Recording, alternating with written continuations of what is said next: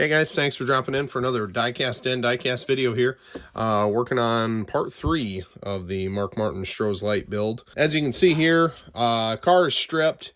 There is some masking on it here.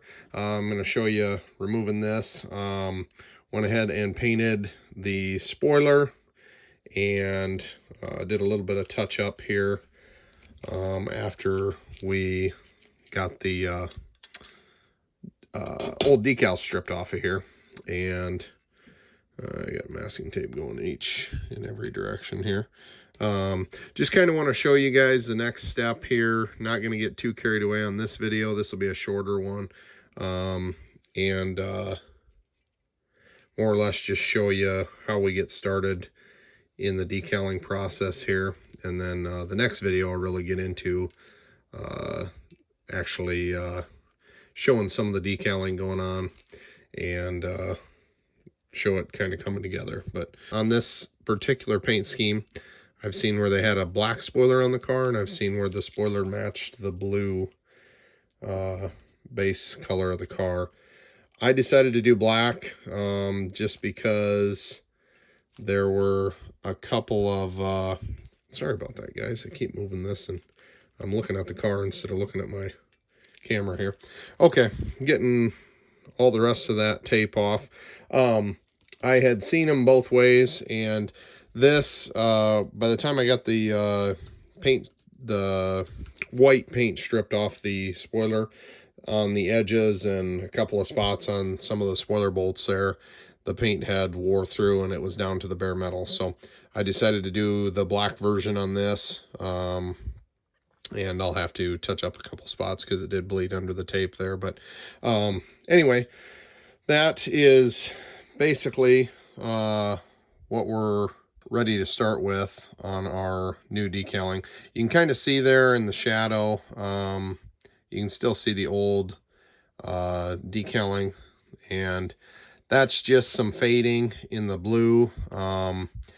There's no way around it, but I will say, once we get all the new decals on and you clear coat it, you can't see that anymore. Or I never have so far on any of these that I've built. So as far as the decal sheets, this has got either Stroh Light or Stroh's Light, and depending on which build you're doing, it can be an 88 or an 89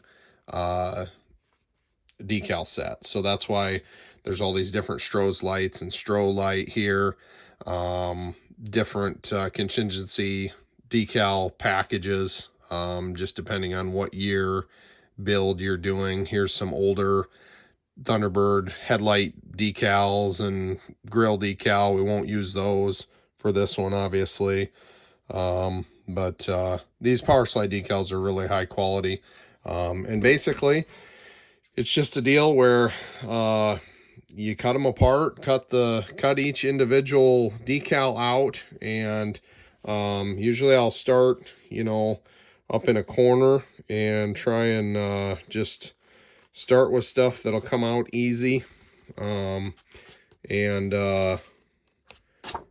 start cutting into these.